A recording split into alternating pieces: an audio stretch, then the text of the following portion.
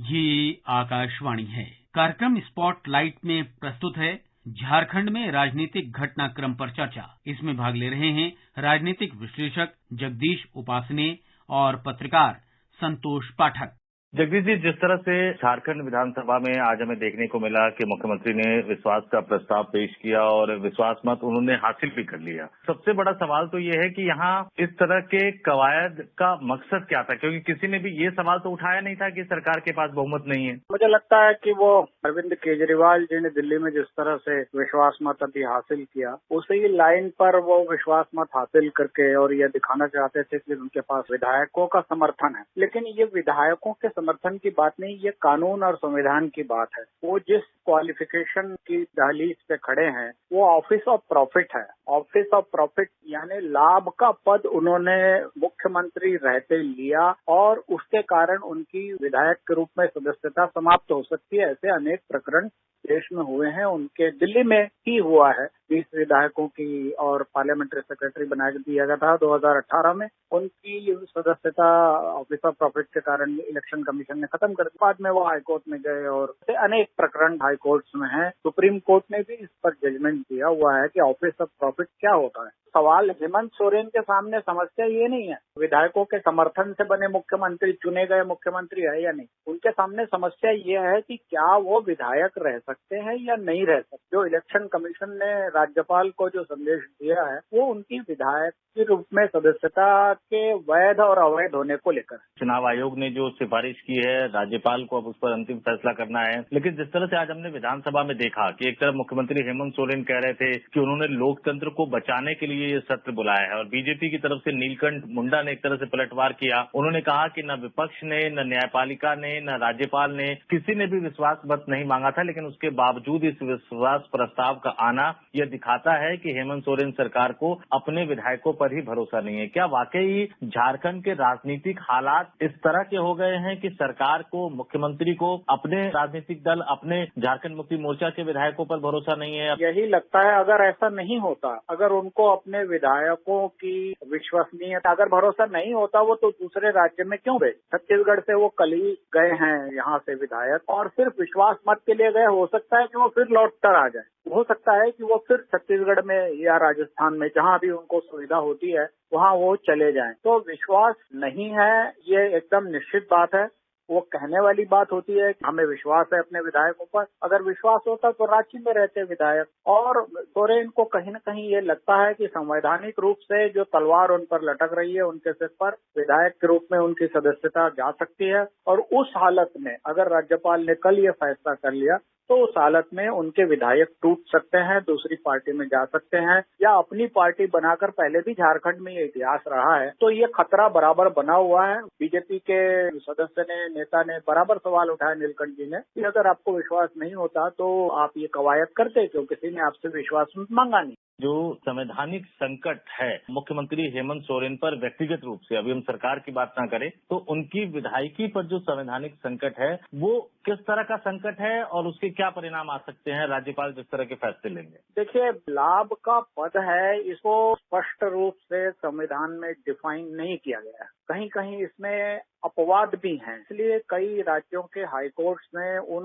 विधायकों को जिनकी सदस्यता चुनाव आयोग ने रद्द कर दी, उनकी सदस्यता हाईकोर्ट ने बहाल भी की है। कई मामलों में ऐसे आपको मिलेंगे। स्पष्ट रूप से ये कहा गया है कि कोई भी विधायक या सांसद चुना गया है वो उस सत्तारूढ़ पार्टी का हो और वो अगर लाभ का पद का मतलब सरकार से उसको कोई लाभ मिलता है तो उस पद को ग्रहण नहीं कर सकता। दोहरा लाभ वो नहीं लेता है। मतलब वो सुप्रीम कोर्ट के जजमेंट में पूछा गया कि जिस पद पर वो व्यक्ति है वो सरकारी पद है, क्या सरकार ने उसको सृजित किया है, क्या सरकार उस पद से उसको हटा सकती है, क्या सरकार उस पद पे बैठे व्यक्ति को कुछ देती है। जैसे इस मामले में खदान का पट्टा दिया गया है। निश्चित रूप से सरकार का अधिकार है खदान का पट्टा देना और सरकार उसको कभी भी रद्द कर सकती। तो लाभ जो मिल रहा है खदान के पट्टे के रूप में हेमंत सोरेन को, वो सरकार से मिल रहा है और इसलिए इसको लाभ का पद चुनाव आयोग ने माना है। ये बात है। और है कि अगर वो कोर्ट में जाएंगे तो वहाँ संविधान की इस प्रावधान पर बहस होगी,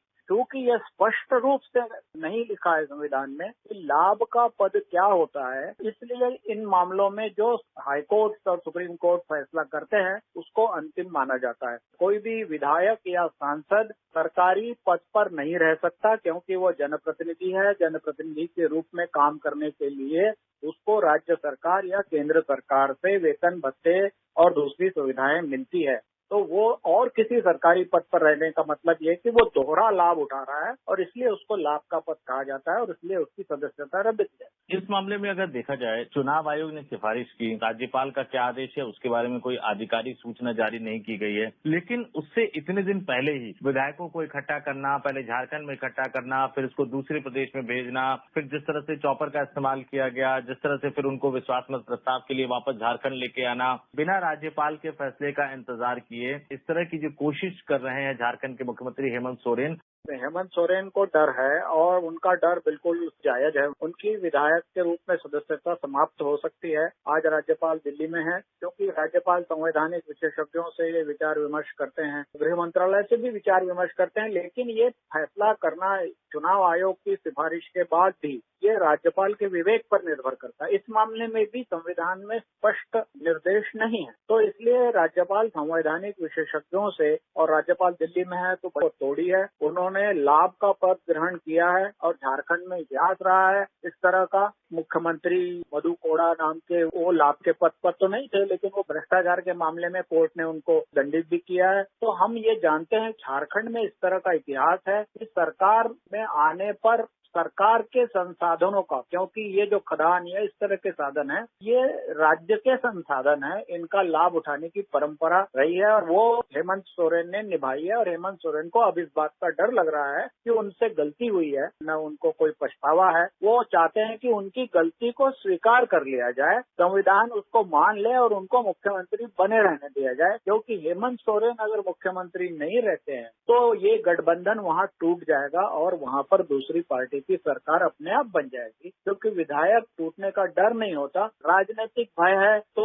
वो सब मामलों में गलत पाले में है, इसलिए वो डर रहे हैं और उनको चाहिए कि अपने आप इस्तीफा दे दें, क्योंकि अगर कार्रवाई होगी तो कुछ वर्ष के लिए उनको अलग किया जा सकता है विधायिका से। ये मसला एक तरह से संवैधानिक मसला है। चुनाव आयोग ने सिफारिश की, राज्यपाल को फैसला करना है, ऑफिस ऑफ प्रॉफिट का मामला है, यहाँ बहुमत होने या नहीं होने से कोई फर्क नहीं पड़ता। लेकिन इसके बावजूद जब हेमंत सोरेन विधानसभा में विश्वास मत का प्रस्ताव लाते हैं तो वो भाजपा पर हमला बोलते हैं। वो कहते हैं कि लोकतंत्र को बचाने के लिए सत्र उन्होंने बुलाया है, भाजपा पर कई तरह के आरोप लगाते हैं। और हाल के दिनों में हमने देखा है कि कई विपक्षी दलों द्वारा शासित राज्यों के जो मुख्यमंत्री हैं या नेता हैं, बड़े बड़े दिग्गज, वो भी इसी तरह का आरोप लगाते हैं। तो ये किस तरह की एक नई राजनीतिक परंपरा की शुरुआत हो गई है? मैं इसको ये समझता हूँ, चूंकि ऑफिस ऑफ प्रॉफिट ही तरह के भ्रष्टाचार का उदाहरण है। अवैध कमाई, असंवैधानिक तरीके से कमाई करने का इरादा न हो तो ऑफिस ऑफ प्रॉफिट का प्रावधान ही संविधान में डाला जाता। इसके खिलाफ देश में लड़ाई चल रही है। प्रधानमंत्री मोदी लाल किले से 15 अगस्त को कह चुके हैं कि देश में अगर विकास गरीब तक पहुंचाना है, गरीब का कल्याण करना है, आदिवासी का कल्याण करना है तो भ्रष्टाचार को रोकना पड़ेगा। और हम देखते हैं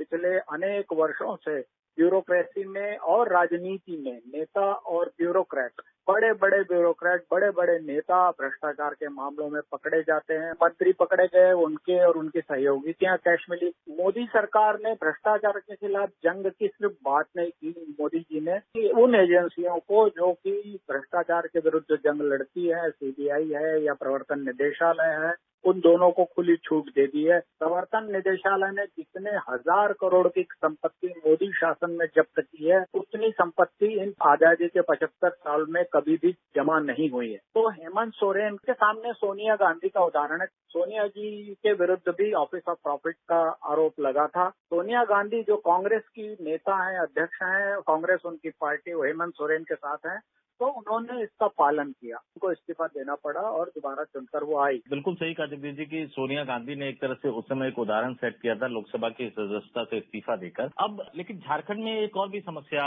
निकलकर सामने आ रही है कि राजनीतिक जो मुद्दे हैं या राजनीतिक आरोप प्रत्यारोप है वो अपनी जगह है, लेकिन कानून व्यवस्था एक बड़ा मुद्दा बनता जा रहा है। जिस तरह से हमने वहाँ पे देखा पिछले कुछ दिनों में, जिस तरह से लड़कियों की हत्या हुई, तो एक राज्य के मुख्यमंत्री को ठीक है आपने विश्वास मत हासिल कर लिया, लेकिन उस फ्रंट पर भी कहीं कहीं ना कहीं आपको डिलीवर करना होगा, काम करना चाहिए। कानून व्यवस्था के मामले में काम करने की बजाय वो कहते हैं कि ऐसा तो होता रहता है। ये इतना असंवेदनशील बयान है, राज्य के मुखिया को इस तरह का बयान नहीं देना चाहिए।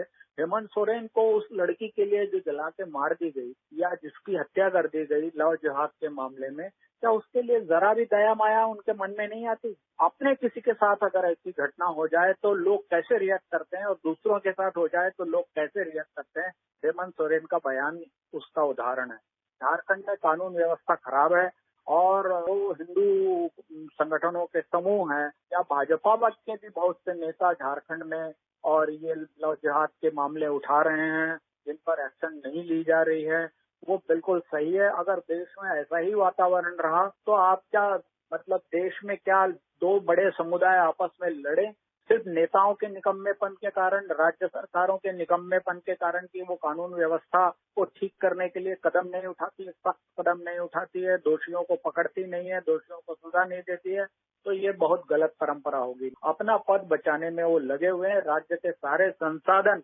उन्होंने अपना पद बचाने के लिए झोंक दिए हैं, सरकार बचाने के लिए झोंक दिए हैं। वो स्वयं आदिवासी होते हुए भी वो आदिवासियों का कोई हित नहीं कर रहे बल्कि अहित कर रहे हैं। जगदीश जी, पूरी जो चर्चा हुई, जिस तरह से आपने कहा कि संवैधानिक संकट है और उनको अपने ही सहयोगी जो दल हैं कांग्रेस, उनके नेता सोनिया गांधी के उदाहरण का पालन करना चाहिए, लेकिन जिस तरह से वो अपने मुद्दे पर एक तरह से कहूं कि वो बिल्कुल हटी नजर आ रहे हैं कि नहीं, विश्वास मत उन्होंने हासिल कर लिया, सरकार उनकी सुरक्षित है, तो अब ये झारखंड का पूरा मसला किस तरफ जा रहा है? क्या होता है कि जब ऐसे गठबंधनों में जो नेता होता है उस पद पर रहना अनिश्चित हो जाता है तो उसके जो साथी होते हैं आखिर उसमें भी कद्दावर नेता हैं, तो सबकी इच्छाएं और अभिलाषाएं जाग उठती हैं।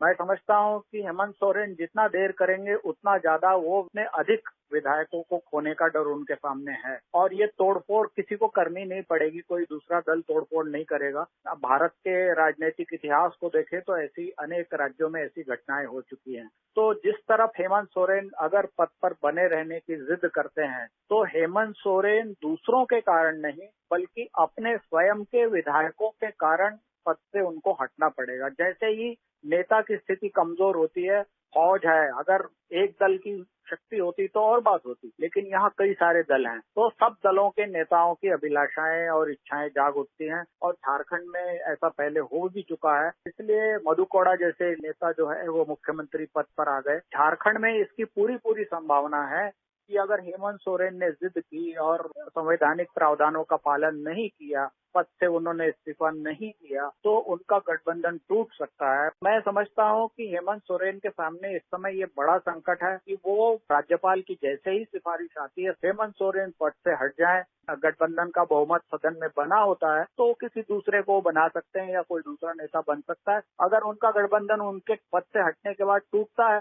तो यकीनन दूसरी पार्टी का नेता वहां आकर बैठ सकता है और अनेक लोग इधर से उधर जाकर माने तोड़फोड़ होकर और उस गठबंधन को समर्थन दे सकते हैं। राजनीतिक अस्थिरता झारखंड के लिए फायदेमंद नहीं है, उससे उसको नुकसान होने वाला है।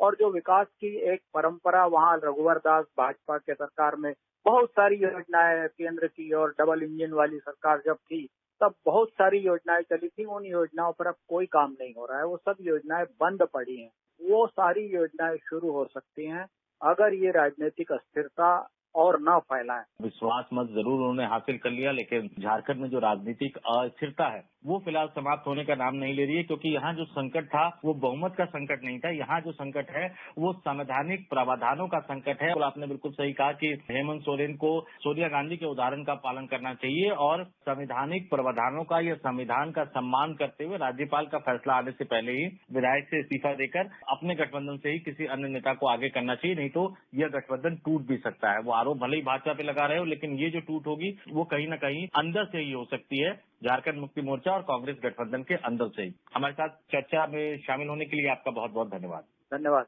अभी आप सुन रहे थे झारखंड में राजनीतिक घटनाक्रम पर चर्चा। इसमें भाग ले रहे थे राजनीतिक विश्लेषक जगदीश उपासने और पत्रकार संतोष पाठक। ये कार्यक्रम आकाशवाणी के समाचार सेवा प्रभाग द्वारा प्रस्तुत किया गया। इसे आप हमारे mobile app news on AIR और YouTube channel news on AIR official पर भी सुन सकते हैं। इस कार्यक्रम के संबंध में अपनी प्रतिक्रिया आप हमें ईमेल कर सकते हैं। पता है AIRNSDTalks@gmail.com। ये कार्यक्रम फिर से सुनने के लिए लॉग ऑन करें हमारी वेबसाइट newsonair.nic.in।